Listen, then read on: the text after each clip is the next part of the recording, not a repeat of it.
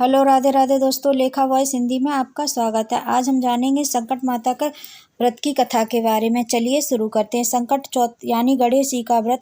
इस दिन महिलाएं अपनी संतान के लिए व्रत रखती हैं और पूरे दिन निर्जला रहकर व्रत करती हैं। रात को चांद के आने पर व्रत खोलती हैं। इस दिन गणेश जी और चौथ माता की पूजा की जाती है। ऐसा कहा जाता है कि संकट चौथ का व्रत करने से संतान को लंबी आयु मिलती है और इनके संकट चल जाते हैं। यहाँ हम आपको बता रहे हैं संकट चौथ के व्रत में पढ़ी जाने वाली कहानियों के बारे में। इस व्रत में खास तौर पर एक देवरानी जेठानी वाली संकट माता की कहानी पढ़ी जाती है, तो दूसरी तरफ गणेश जी और बुढ़िया माई वाली कहानी पढ़ी जाती है।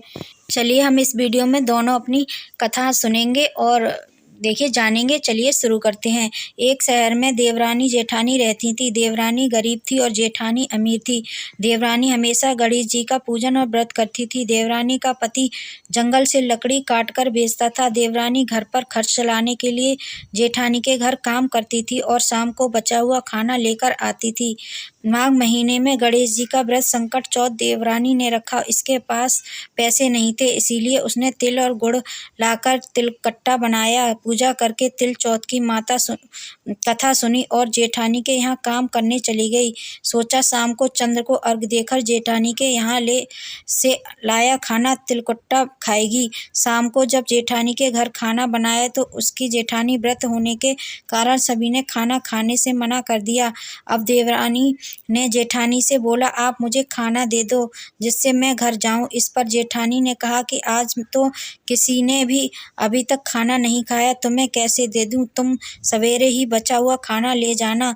देवरानी उदास मन से चली गई और देवरानी के घर पर पति बच्चे सब आस लगाए बैठे थे कि आज तो त्योहार है, इसीलिए कुछ पकवान आदि खाने को मिलेगा। लेकिन जब बच्चों को पता चला कि आज तो रोटी भी नहीं मिलेगी तो बच्चे रोने लगे। उसका पति भी बहुत क्रोधित हो गया और कहने लगा कि दिन भर काम करने के बाद भी वह 2 रोटियां नहीं ला सकती।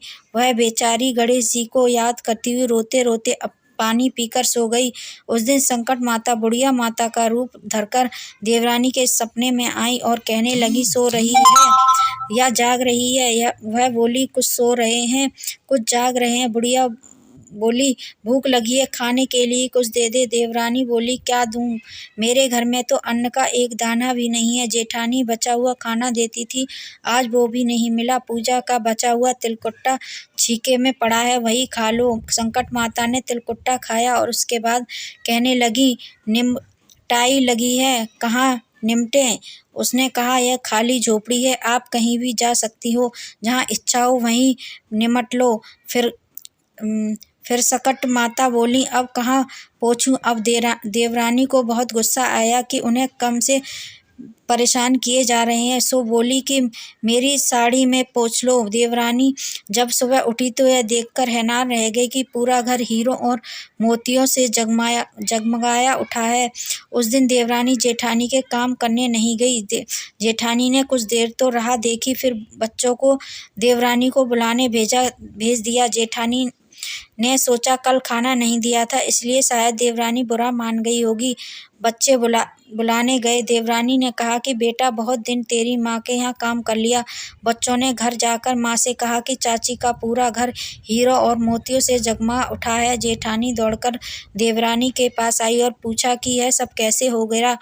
देवरानी ने उसके साथ जो हुआ वो सब कह डाला। उसने भी वैसा ही करने की सोची। उसने भी संकट चौथ के दिन तिलकुट्टा बनाया। रात को संकट माता उसके भी सपने में आई और बोली, भूख लगी है, मैं क्या खाऊं? जेठानी ने कहा कि आपके लिए छीके में रखा है, फल और मेवे भी रखे हैं, जो चाहे खा लो। संकट माता बोली, अब निपटे कहाँ? जेठानी बोली, मेरे इस महल में कहीं भी निपट लो। फिर उन्होंने बोला कि अब पोंछूं कहाँ? जेठानी बोली, कहीं भी पोंछ लो। सुबह जब जेठानी उठी तो घर में बदबू गंदगी के अलावा कुछ नहीं थी। हे संकट माता, जैसे आपने देवरानी पर कृपा की वैसे ही सब पर करना। एक दूसरी कथा सुनाते हैं। एक बुढ़िया थी, वह बहुत ही गरीब और दृष्टिहीन थी। उसके एक बेटा और बहू थे।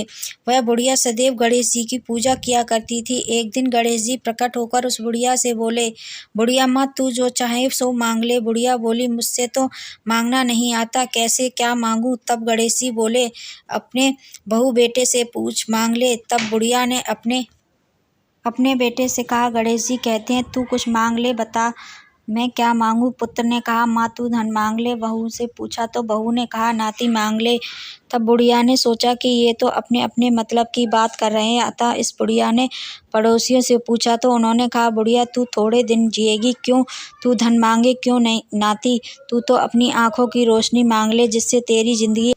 इस पर बुढ़िया बोली, यदि आप प्रसन्न हैं तो मुझे 9 करोड़ की माया दे, निरोग काया दे, अमर सुहाग दे, आंखों की रोशनी दे, नाती दे, पोता दे और सब परिवार को सुख दें और अंत में मोक्ष दें।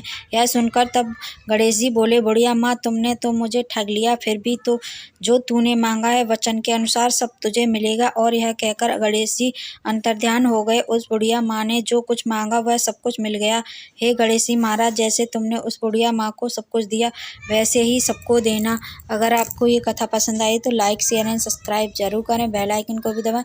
ऐसे ही मैं नई नई कथा और जानकारी लेके आती रहूँगी। तब तक के लिए धन्यवाद।